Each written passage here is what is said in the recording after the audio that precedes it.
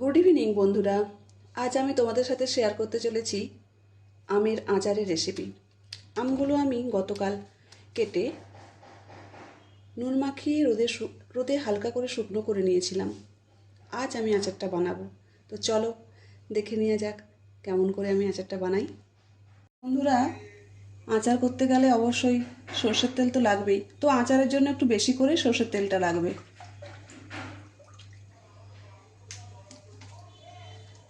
আচারের জন্য লাগবে আম, আদা বাটা, কাঁচা লঙ্কা বাটা আর সর্ষে বাটা।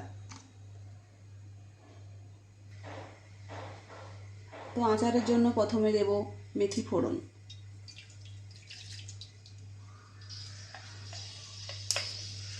শুকনো লঙ্কা। এবারে আমি রোদে শুকনো করা আমগুলো ছাড়ব।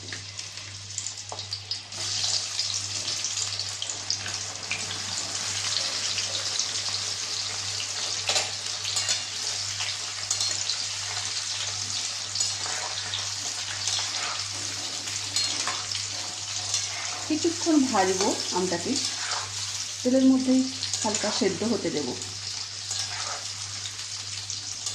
আগে থেকে তো আমার নুন মাখানোই ছিল, জাস্ট একটু তেলের উপরে কষে নেব।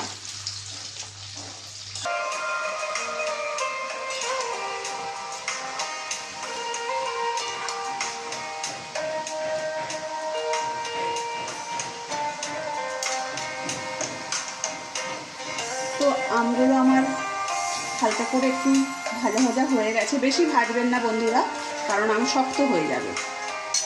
এবারে আমি দেব চিনি। আমার 1 কিলো আম ছিল, তো আমি এখানে 1 কিলো 250 গ্রাম চিনি দিলাম, কারণ আম তো খুব টক, আর একটু আচারটা টক মিষ্টি না হলে ভালো লাগে না।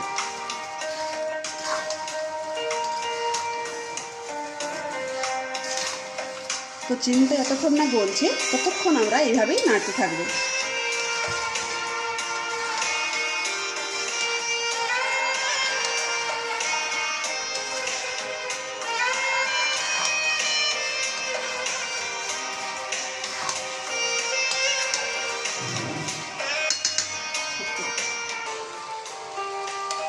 চিনিটা একটু গলতে টাইম নেবে বন্ধুরা,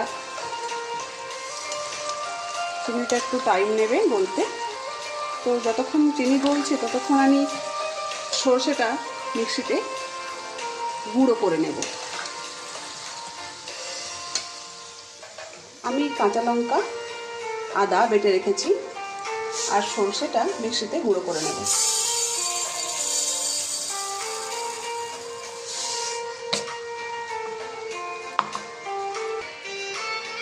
তো সর্ষেটা আমার গুঁড়ো করে নিয়েছি।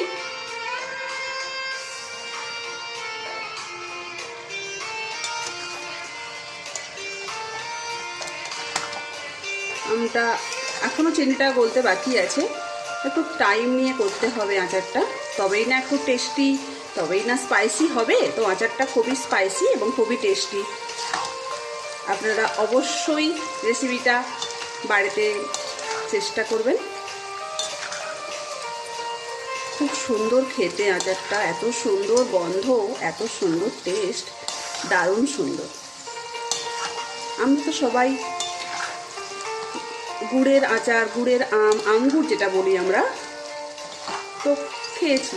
এই আচারটা একবার করে খাবেন, সত্যি এত সুন্দর ফ্লেভার, এত সুন্দর টেস্ট, আমি বলে বোঝাতে পারবো না, এত সুন্দর, খুবই সুন্দর। আপনার রুটি, ভাত, মুড়িতে যদি একটু মনে হয় যে একটু তেল মাখিয়ে খাবো, তো এই আচারের তেলটা দিয়ে আপনারা খেতে পারেন। তো চিনিটা আমার গলে গেছে, এই দেখুন। এবারে আমি দিয়ে দেব কাঁচা লঙ্কা বাটা।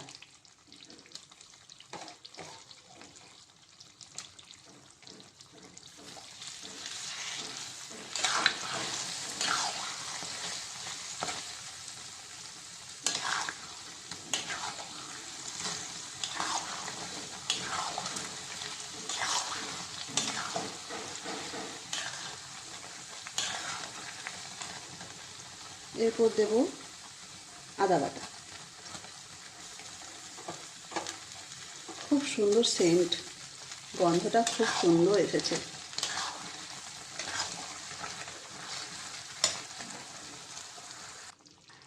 এবারে আমি গুঁড়িয়ে রাখা সর্ষে গুঁড়োগুলো দিয়ে দেব।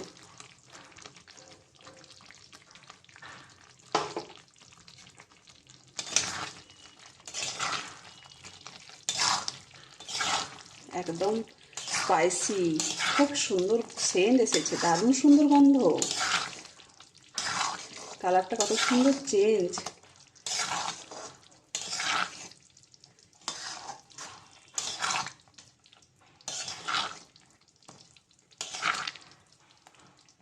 আমার আচার হয়েই এসেছে। এবারে আমি ভিনিগার দিয়ে আচারটাকে নামিয়ে বোয়ামে ভরে এবারে প্রতিদিন রোদে দিলেই আচার খাওয়ার উপযুক্ত হয়ে যাবে। এবার আমি অল্প ভিনিগার ছড়িয়ে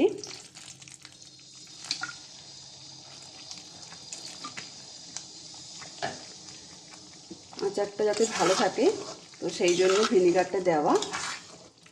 আর ভিনিগারটা দিয়ে একটু ফুটিয়ে নেওয়ার পরেই গ্যাসটা অফ করে দিতে হবে,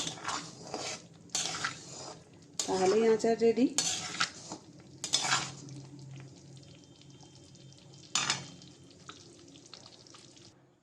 আমার আচার একদম রেডি।